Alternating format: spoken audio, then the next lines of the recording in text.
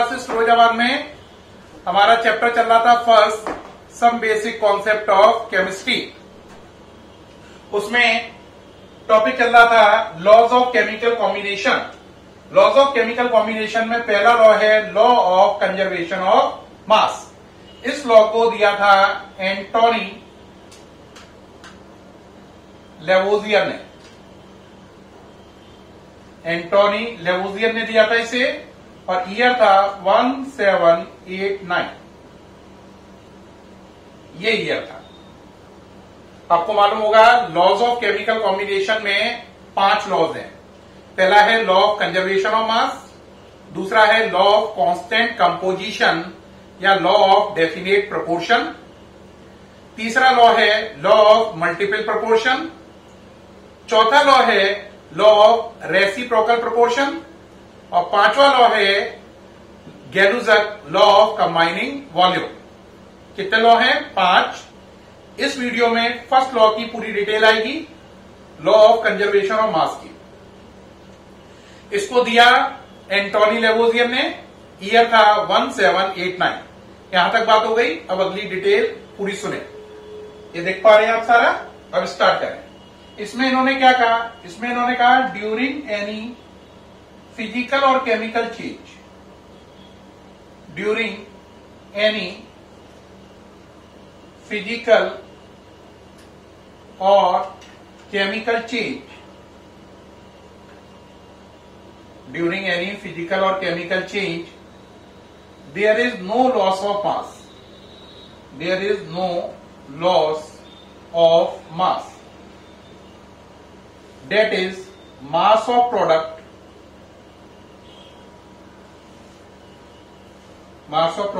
is always equal to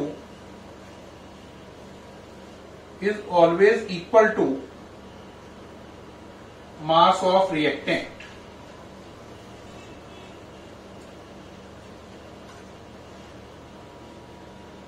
क्या बोला उन्होंने? ड्यूरिंग एनी फिजिकल और chemical change there is no loss of mass, that is mass of products is always equal to mass of reactants।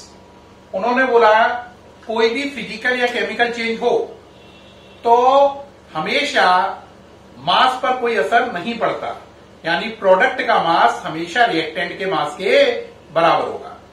तो उन्होंने कहा चाहे physical change हो या केमिकल चेंज हो, मास कंजर्व रहता है, संरक्षित रहता है, चेंज नहीं होता है। जितना मास प्रोडक्ट का होता है वो रिएक्टेंट के इक्वल होता है। ठीक कहा किसने? एंटोनी लेवोजियर ने 1789 में। ठीक है, यानी सीधा सीधा कह रहा है अगर कोई भी रिएक्शन हो, चाहे उसमें फिजिकल चेंज हो या केमिकल चेंज हो, मास का कोई नुकसान नहीं होगा, हमेशा रिएक्टेंट का मास प्रोडक्ट के बराबर होगा, या यूं कह लो प्रोडक्ट का मास हमेशा रिएक्टेंट के बराबर होगा। ठीक, अब बात आती है यहां पर इसको सुनने के बाद, सर एक बात बताइए कि इस लॉ को वेरीफाई कैसे कर सकते हैं लैब में, है ना? तो बेटा इस लॉ को वेरीफाई करने के लिए एक्सपेरिमेंट है लैंडोल्ट एक्सपेरिमेंट। कौन सा? लैंडोल्ट। लैंडोल्ट ने इस लॉ को वेरीफाई किया लैब के अंदर। वेरीफाई करने का मतलब सत्यापित करना, साबित करना। उन्होंने एक एस शेप ट्यूब ली। कैसी ट्यूब ली? H shape. आपको साफ नजर आ रहा है, एच शेप ट्यूब बनती जा रही है।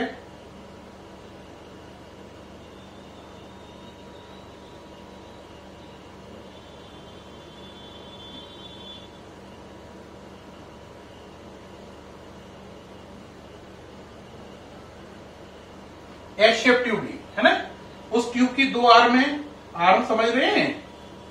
हिंदी में बुझाएं, इंग्लिश में arms.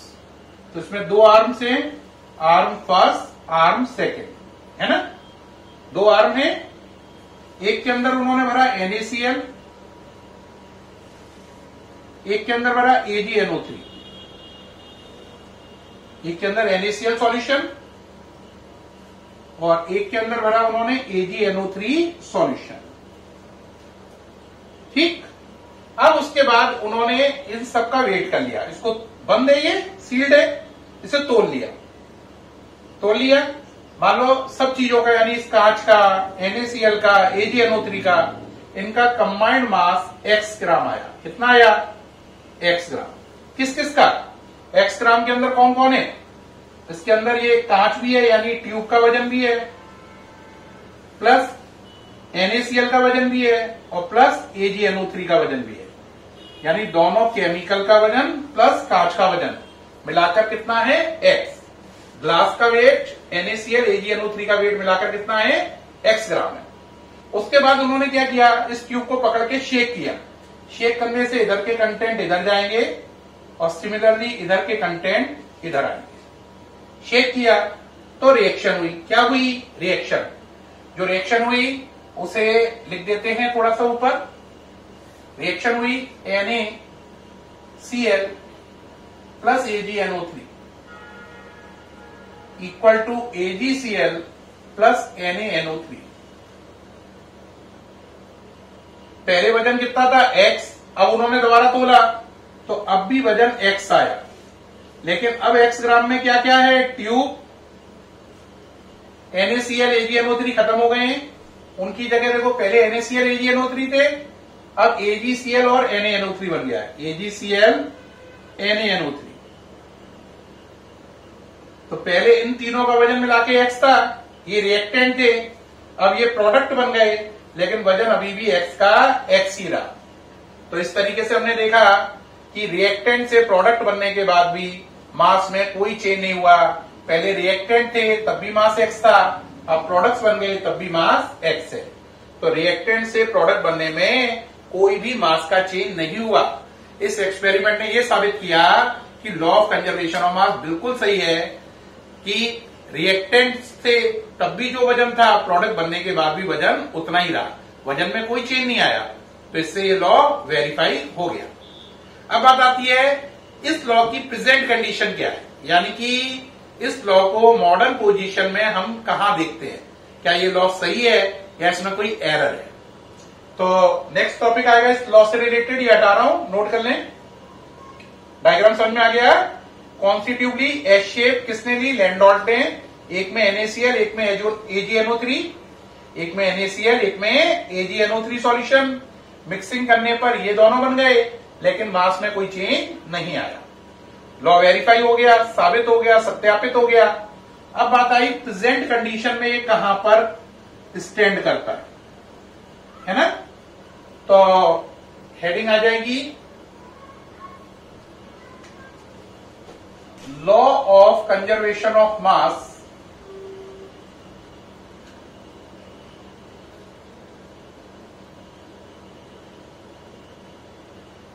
In present condition.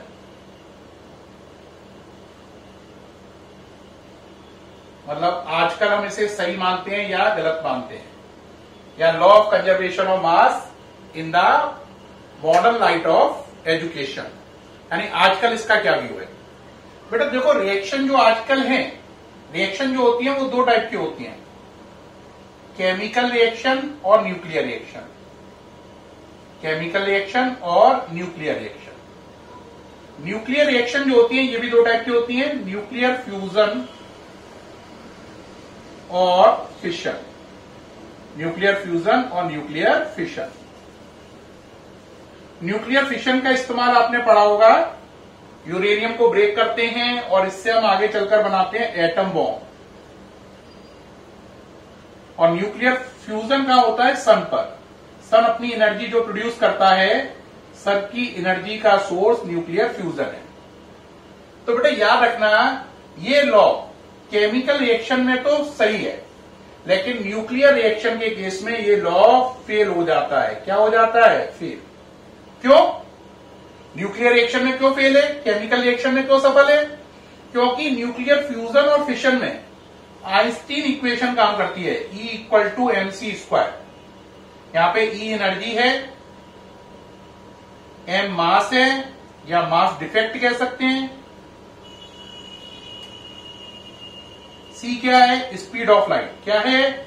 Speed of light. यानी मैं आपको साफ कहना चाह रहा हूं, न्यूक्लियर फ्यूजन और न्यूक्लियर फिशन रिएक्शन जो होती हैं उनमें हमेशा प्रोडक्ट का मास न्यूक्लियर फ्यूजन में भी, फिशन में भी प्रोडक्ट का मास रिएक्टेंट से हमेशा कम होगा। रिपीट, प्रोडक्ट का मास रिएक्टेंट से हमेशा कम होगा। और जो दोनों मासों का डिफरेंस है वो m है। और इसमें जब लाइट की स्पीड के स्क्वायर का मल्टीप्लाई होता है तो एनर्जी बनती है।